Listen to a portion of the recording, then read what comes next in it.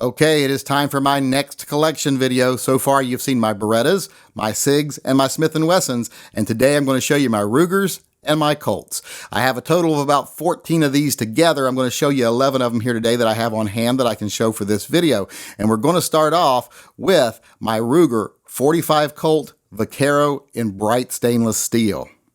This is a 6-shot, single-action 45 Colt wheel gun, and this gun is what I chose to be my SAS gun when I first started shooting cowboy action.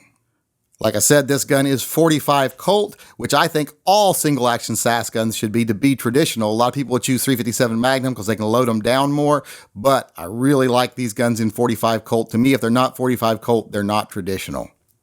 Although I can't say a whole lot about traditional because I did change the hammers out on these from the traditional Vaquero hammers to the Super Blackhawk hammers. But still, if you're going to shoot cowboy action and you want something that's traditional, yet much stronger than a traditional single action army type design, the Ruger is the way to go, and that's why I chose them to go in my cowboy action rig.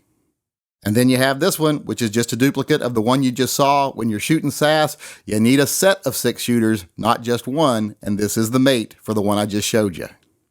Now the next gun I'm going to show you here is my newest Ruger, and it's the only 41 Magnum gun I own. It is my 41 Magnum Ruger Red Hawk Kodiak Backpacker.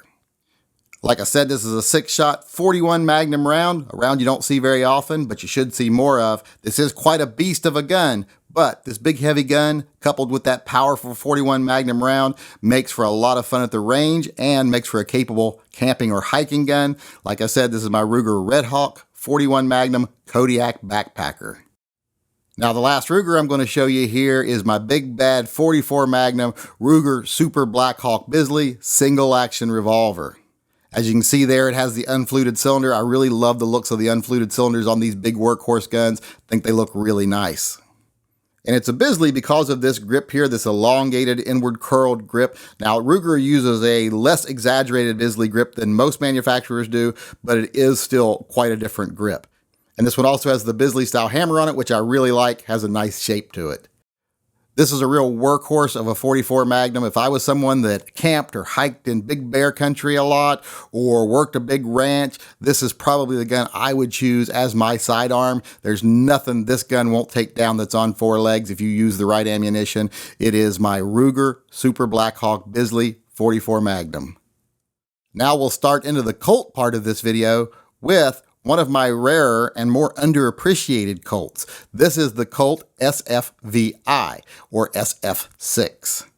This is a 38 Special 6-shot snubby revolver. Now this gun comes from the factory with the bobbed hammer here. It is a double action only gun. It doesn't even have a mechanism for single action. If you tried to manually cock this hammer back, it would not stay. It is all stainless steel and it holds 6 rounds while still staying in the same size category as a J-frame revolver. So this right here is a gun that I really like and I think it's really underappreciated. If I was going to carry a 38 Special double action only revolver, this would probably be the one I would choose. Now the second Colt I'm going to show you is actually my favorite Colt. A lot of people might think it's one of my other Colts coming up later, but this is actually my favorite Colt. This is my Colt Detective Special Magnum Carry. The Colt Magnum Carry is probably the most perfect snubby revolver ever made. It is a 357 Magnum snubby revolver that holds 6 rounds in a gun that's in the same size category as a Smith & Wesson 5-shot J-frame. Now the grips on this gun are pretty much custom. I cut them down from a much larger set of grips to match the boot grips that came on this gun, the plastic boot grips, but I think they turned out really nice and they look really good on this gun.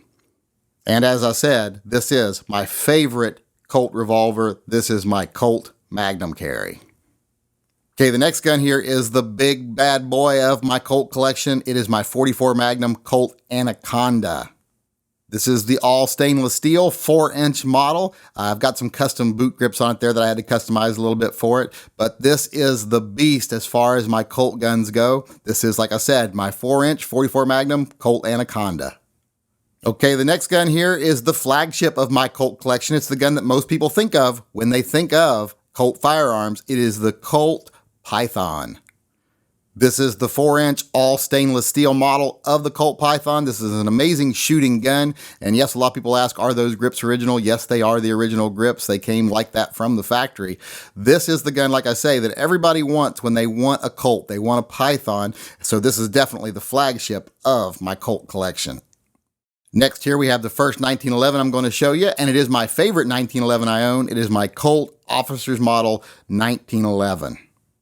The officer models are basically the subcompacts of the 1911 world. This one was in pretty rough shape when I got it, but I fixed it up pretty nicely here, and it is my favorite 1911 that I own. I do have some nice wood grips on it, but as you can see, they're cracked there on the bottom, so I'm going to have to get some new ones. I had these ones custom made for the gun.